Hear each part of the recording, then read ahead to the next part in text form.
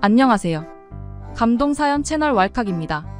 꾸준히 한국과 각별한 인연이 있는 외국인 분들의 이야기를 생생하게 전달하는데 힘쓰도록 하겠습니다. 이제 오늘의 사연자분 모셔볼게요. 사연자분 안녕하세요. 안녕하세요. 저는 한국에서 유학생활 중인 이레일라고 합니다. 이레인님 반갑습니다. 오늘 어떤 이야기를 들려주시려고 왈칵에 방문해 주셨나요? 저는 중국 유학생활을 거치고 한국으로 새롭게 유학을 넘어왔습니다. 그러한 과정 속에서 있었던 다양한 일화들에 대해 여러분께 전달드리고자 이렇게 왈칵에 인터뷰 신청하게 되었습니다. 중국 유학을 하셨다가 왜 한국으로 오셨는지 궁금해지는군요. 이제부터 이레인님의 사연 소개 부탁드립니다. 저는 미국의 매사추세츠주에서 흔히들 말하는 재벌 3세로 태어나 자랐습니다. 할아버지는 젊을 적 돈이 될 것 같은 화학 사업을 시작하셨고 자수성가하여 부유한 재벌이 될 수 있었죠. 졸부가 아닌 이상 대다수의 재벌들은 노블리제 오블리주를 실현시키기 위해 자식들의 교육도 교양있고 타의 모범이 되게끔 올바르게 시킵니다. 아버지도 그렇게 교육받아서 CEO를 물려받았고 3세인 저 또한 그랬죠. 저는 부모님의 지시로 매사추세츠 공과대 화학공학과에 입학하게 되었습니다. 그리고 아버지는 저에게 오너가 되려면 다양한 나라에 가서 식견을 넓혀야 한다 라고 말씀하시며 유학을 가게끔 인도하셨어요. 유학을 갈 수 있는 다양한 나라 중 아버지가 추천한 나라는 바로 중국이었습니다. 그 이유는 중국의 아버지 사업의 하청업체들이 굉장히 많았기 때문입니다. 하청업체들을 관리하고 운영하려면 중국어를 배워놓으면 좋을 것 같아서 저는 아버지의 말을 수긍하고 중국으로 유학을 가게 되었어요. 여타 재벌 자녀들이 그렇듯 중국도 재벌 자녀들의 커뮤니티가 존재했어요. 저는 그 커뮤니티에 자연스레 들어가게 되었고 많은 중국 친구들을 사귀었죠. 근데 그들과 어울리며 저는 소름 끼친 적이 한두 번이 아니었습니다. 어느 날은 항상 밖에서 술만 마시면서 지내다가 처음으로 한 중국인 친구의 집에 놀러 간 적이 있었죠. 겉은 비싼 명품으로 휘두르고 성형도 많이 해서 얼굴도 이쁘고 옷도 화려하게 잘 입는 그런 친구였습니다. 근데 사람은 겉만 보고 판단하기에는 이르다고 하잖아요. 저는 그 집에 가서 놀라운 일들을 경험하게 되었습니다. 친구는 저에게 중국 가정식인 가지볶음을 만들어 주었어요. 그런데 얼마나 짜고 향신료가 가득한지 불쾌한 표정을 숨기느라 무척 애썼습니다. 그래도 친구가 손수 만들어준 음식이니깐 억지로 다 먹었죠. 저녁을 거하게 먹고 제가 정리하는 것을 도와준다고 부엌에 들어갔습니다. 그런데 친구가 본인이 정리한다고 하길래 제 집이 아니니깐 알겠다고 비켜주었죠. 근데 그녀는 싱크대에 뜨거운 물을 담더니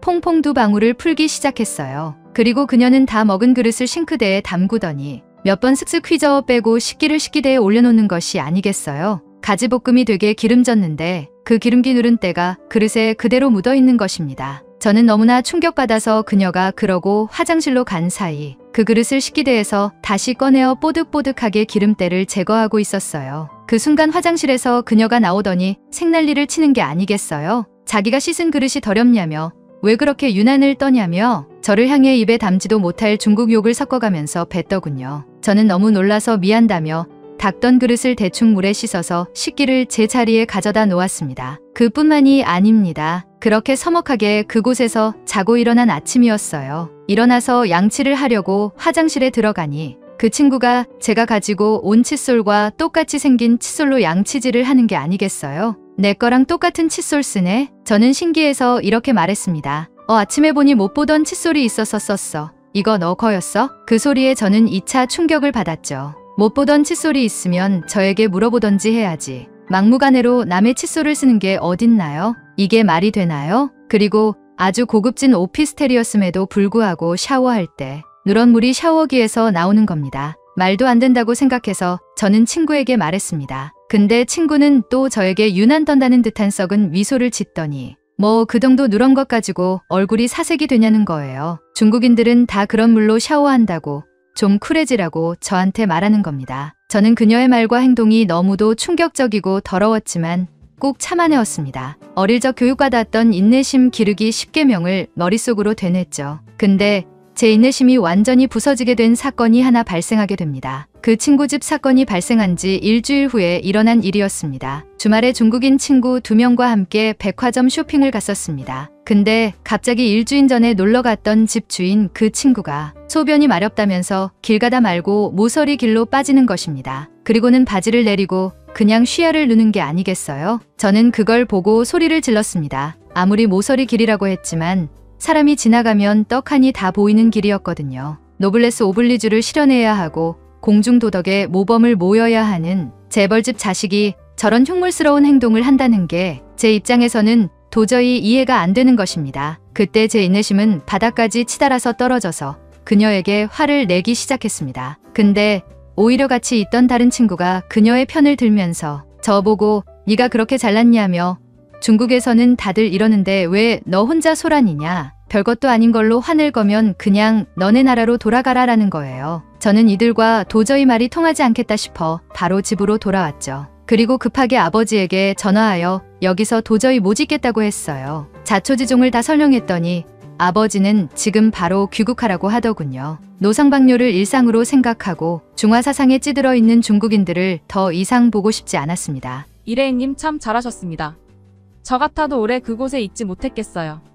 네, 맞습니다. 저는 그 즉시 미국으로 들어갔습니다. 그때 마침 제가 다니는 학과에 한국 유학생이 한 명 있었어요. 저는 착하고 사려 깊은 그 친구와 급속도로 친해졌습니다. 시간이 흘러 방학이 되었고 그녀가 방학에 한국으로 놀러 오라는 게 아니겠어요? 제 주변 친구들이 케이팝을 좋아해서 한국에 대해서 조금 알고는 있었거든요. 그래서 그 유학생 친구와 놀 겸 한국이 어떤 나라인지도 궁금해서 한국행 비행기를 타게 됐습니다. 처음 한국에 도착했는데 공항 화장실이 정말 깨끗했습니다. 중국인들과 다르게 한국인들은 볼 일을 보고 손을 깨끗이 여러 번 씻더군요. 그리고 그냥 나가는 것이 아니라 핸드드라이어로 바짝 잘 말리고 나갔어요. 그뿐만 아니었습니다. 예전에 일본에 갔을 때는 식기가 다 나무로 되어 있어서 좀 꺼렸었는데 한국은 쇠로 되어 있어서 너무도 위생적인 것이에요. 이곳에 오고 보니 제가 깔끔병을 부리는 그런 이상한 사람이 아니라는 것을 깨달을 수 있었습니다. 지하철과 버스와 같은 대중교통 내부는 뭐 하나 깨끗하지 않은 곳이 없었습니다. 그리고 본인이 만든 쓰레기는 공중 쓰레기통에 버리거나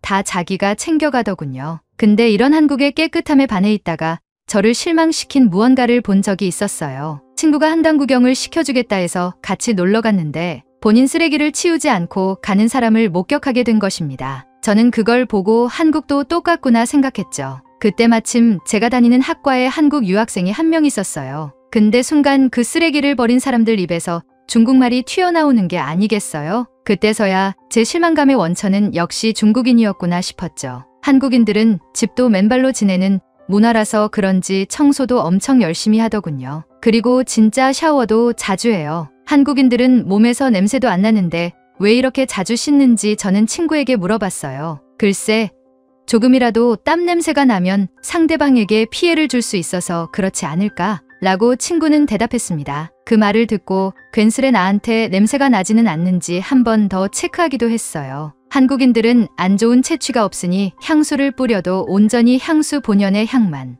몸에서 뿜더라고요. 저는 화학공학과를 나와서 향수와 사람 몸의 채취의 화학적 상관관계에 대한 서적을 본 적이 있었어요. 그 서적에는 한국인의 채취는 이대립 유전자가 없어서 아시아 중에서도 단연 한국인에게서 땀 냄새가 안 나는 거라고 적혀 있더라고요. L타입의 유전자가 클수록 냄새가 없다고 하는데 일본인과 중국인이 70, 80%를 차지하는 데에 반해 한국인은 무려 100%의 연구 결과를 도출했죠. 제가 사는 미국만 해도 채취가 너무 나서 학교에 반드시 샤워실을 설치해야 하고 매일 데오드란트와 향수로 냄새를 몸에서 나는 냄새를 감추는데 한국인은 액취증을 걱정할 필요가 없어서 너무 부럽다는 생각이 들었습니다. 저는 그 한국 여행 이후로 아버지의 허락을 받고 한국에서 유학 생활을 시작했죠. 그리고 최근 미국 기업의 중국 투자를 통제해야 한다는 미국 내 여론이 극심해지고 기타 무역 분쟁이 장기화되는 현상이 지속되고 있습니다. 시의적절하게 저는 아버지에게 중국보다 한국 기업에 투자하는 것이 좀 더 투명한 사업을 이룰 수 있고 장기적으로 보면 더 이득이 될 일이라 판단했죠. 현재는 한국 기업들과 연결고리를 맺어 화학 관련 일들을 협업 중입니다. 앞으로 한국에 본사가 생기면 저는 그곳에서 일할 생각이에요. 제가 한국에서 많은 활동을 할 수 있게 기도 부탁드립니다. 이레인님들의 귀한 사연 잘 들었습니다. 이레인님의 상식적이고 깔끔한 성격이 한국인과 잘 맞았던 것 같군요.